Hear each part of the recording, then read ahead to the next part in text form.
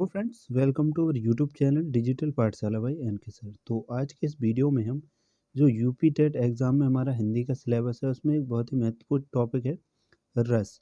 ठीक है, इससे 2 से 3 नंबर के प्रश्न हर बार एग्ज़ाम में रिपीट होते हैं।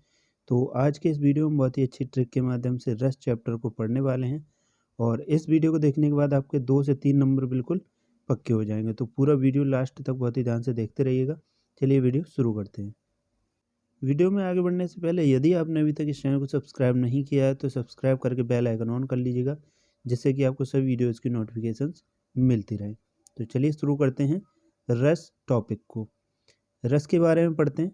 तो जानते हैं रस होता क्या है। तो कविता और कहानी या उपन्यास को पढ़ने से जिस आनंद की अनुभूति होती है उसे ही क्या कहते हैं, हम रस कहते हैं। ठीक है, यानी रस जो होती है वो काव्य की आत्मा कह सकते हैं हम। ठीक है, तो यहाँ पर हम सिंपल भाषा में कह सकते हैं किसी चीज़ को पढ़ने के बाद हमारे अंदर जो भाव उत्पन्न होता है वही क्या होता है, रस होता है। ठीक है, तो भरत मुनि ने अपने ग्रंथ नाट्यशास्त्र में 8 रस माने हैं। ठीक है, और शांत और वात्सल्य को इन्होंने रस नहीं माना है, किंतु बाद में आचार्यों ने शांत और वात्सल्य रस को माना है। ठीक है, जिस कारण अब रस कितने हो गए, 10 हो गए हैं। उसके बाद रस चैप्टर से इस तरह के क्वेश्चन बनते हैं कि एक तरफ दे दिया जाएगा रस और दूसरी तरफ उसका पूछ लिया जाएगा स्थायी भाव। यानी क्वेश्चन में दे दिया जाएगा रस, रस का नाम और उसका स्थायी भाव पूछ लिया जाता है। ठीक है, तो यहाँ पर जैसे रस और स्थायी भाव, जैसे श्रृंगार रस होता है पहला, उसका स्थायी भाव होता है रति। ठीक है, ऐसे ही जो दूसरा होता है रस हास्य रस, जिसका स्थायी होता है हास। ठीक है, उसके बाद तीसरा होता है करुण रस, जिसका स्थायी भाव होता है शोक। ठीक है, ऐसे ही हम सभी के स्थायी भाव जानेंगे और साथ ही साथ जानेंगे उसका उसमें होता क्या है। ठीक है, उसका एग्जाम्पल के थ्रू समझेंगे पूरा। ठीक है, तो सबसे पहले जानते हैं हम श्रृंगार रस के बारे में। तो श्रृंगार रस का स्थायी भाव होता है रति। अब श्रृंगार रस में होता क्या है, जैसे नायक नायिका के प्रेम, मिलने बिछड़ने का वर्णन होता है यहाँ पर। ठीक है, तो ये भी 2 प्रकार का होता है, एक संयोग श्रृंगार होता है। ठीक है, जब नायक नायिका के मिलने और प्रेम क्रियाओं का वर्णन होता है तो संयोग श्रृंगार रस होता है। जैसे एग्जाम्पल के थ्रू समझते हैं, मेरे तो गिरधर गोपाल दूसरों ना कोई, जाके जो गिरधर गोपाल दूसरों ना कोई। तो यहाँ पर प्रेम क्रियाओं का वर्णन हो रहा है इस उदाहरण में। ठीक है, तो इसलिए यहाँ पर क्या हो जाएगा, संयोग श्रृंगार रस हो जाएगा। उसके बाद वियोग श्रृंगार रस के बारे में जानते हैं। जब नायक नायिका के बिछड़ने का वर्णन होता है तो वियोग श्रृंगार रस होता है। जैसे हे खग मृग हे मधुकर्षिणी, तुम देखी सीता मृगनयनी। ठीक है, तो रामचंद्र जी यहाँ पर सबसे खग मृग सबसे पूछते हैं कि सीता देखी है आपने कहीं पर। तो यहाँ पर बिछड़ने का वो हो रहा है बोध। ठीक है, जो रामचंद्र जी जब सीता हरण हो जाता है तो रामचंद्र जी सीता को ढूंढने निकलते हैं, तब ये वाक्य कहते हैं। ठीक है, तो इसमें क्या हो जाएगा, वियोग श्रृंगार हो जाएगा। चलिए अब जानते हैं हास्य रस के बारे में। ठीक है, तो जो हास्य रस है उसका स्थायी भाव होता है हास। जब किसी काव्य आदि को पढ़कर हंसी आए तो वहाँ पर क्या होता है, हास्य रस होता है। जैसे एग्जाम्पल के थ्रू समझते हैं, चींटी चढ़ी पहाड़ पे मरने के वास्ते, नीचे खड़े कपिल देव कैंच लेने के वास्ते। ठीक है, तो यहाँ पर हमें इस दोहे को पढ़कर एक हंसी का भाव आ रहा है मन में। ठीक है, तो यही हो जाएगा हास्य रस यहाँ पर। उसके बारे में उसका नेक्स्ट जानते हैं करुण रस के बारे में। किसी साहित्यिक काव्य गद्य आदि को पढ़ने के बाद मन में करुणा दया का भाव उत्पन्न होता है तो उसे क्या कहते हैं, करुण रस कहते हैं। जैसे दुख ही जीवन की कथा रही, क्या कहूँ आज जो नहीं कही। ठीक है, तो यहाँ पर एक करुण रस का भाव उत्पन्न हो रहा है, तो यहाँ पर ये करुण रस होगा। उसका नेक्स्ट है रौद्र रस। रौद्र रस का स्थायी भाव होता है क्रोध।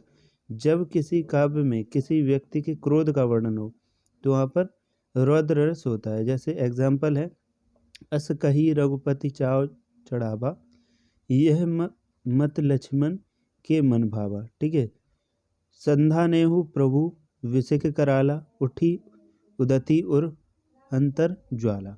ठीक है, इसमें एक रौद्र रस आ रहा है इसको पढ़ने पर, तो यहाँ पर क्या हो जाएगा, रौद्र रस हो जाएगा और इसका स्थायी भाव होता है क्रोध। ठीक है, उसके बाद आता है वीर रस। ठीक है, इसका स्थायी भाव होता है उत्साह।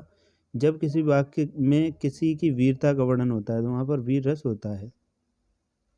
एग्जाम्पल के थ्रू समझते हैं, जैसे चमक उठी सन 57 में, वो तलवार पुरानी थी, बुंदेलो हर बोलो के मुँह हमने सुनी कहानी थी, खूब लड़ी मर्दानी वो तो झांसी वाली रानी थी। यहाँ पर हमें वीर रस का भाव हो रहा है, इसलिए यहाँ पर क्या हो जाएगा, वीर रस हो जाएगा, और साथ साथ इसका स्थायी भाव होता है उत्साह। उसका नेक्स्ट है भयानक रस। इसका स्थायी भाव होता है भय।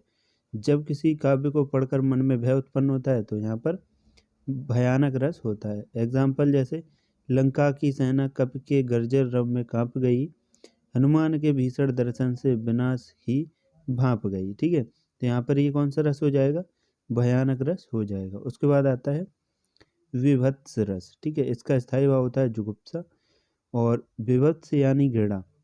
जब भी किसी काव्य को पढ़कर मन में घृणा आए तो यह क्या होता है, विभत्स रस होता है। जैसे एग्जाम्पल के थ्रू कोई अंतिडनी की पहरी माल इतराल दिखावट, कोऊ चर्बी लय चोप सहित निज अंगनी लावत। ठीक है, तो यहाँ पर हमें विभत्स रस का भाव आ रहा है। उसके बाद नेक्स्ट है अद्भुत रस, जिसका स्थायी भाव होता है विस्मय। जब किसी गद्य कृति या काव्य में किसी ऐसी बात का वर्णन हो जिसे पढ़कर या सुनकर आश्चर्य हो तो वहाँ पर अद्भुत रस होता है। जैसे कनक बूदराकार शरीरा, समर भयंकर अतिबल वीरा, तो यहाँ पर क्या हो जाएगा, अद्भुत रस हो जाएगा। उसका नेक्स्ट है शांत रस, जिसका स्थायी भाव होता है निर्वेद। जब कभी ऐसे वाक्यों को पढ़कर मन में असीम शांति का भाव एवं दुनिया से मोह खत्म होने का भाव उत्पन्न होता है तो वहाँ शांत रस होता है। जैसे मेरो मन अनंत सुख पावे, जैसे उड़ी जहाज को पंछी फिर जहाज पे आवे, तो यहाँ पर क्या हो जाएगा, शांत रस हो जाएगा। उसका नेक्स्ट और लास्ट है वात्सल्य रस, जिसका स्थायी होता है वत्सलता। जब काव्य में किसी की बाल लीलाओं या किसी के बचपन का वर्णन होता है तो वहाँ पर वात्सल्य रस होता है। फॉर एग्जाम्पल मय मोरी दाऊ ने बहु खिजायो, मौसो कहत मोल की लीनो तू जसुमति कम जायो। ठीक है, तो यहाँ पर क्या हो जाएगा, वात्सल्य रस हो जाएगा। तो ये हो गए हमारे 10 रस। इनसे ही क्वेश्चन बनने के चांसेस है, इससे बाहर क्वेश्चन नहीं जाएगा। ठीक है, तो आई होप दोस्तों आप सभी को वीडियो पसंद आया होगा। वीडियो पसंद आया तो वीडियो को लाइक जरूर करिएगा, साथ साथ शेयर करिएगा अपने सभी मित्रों के साथ।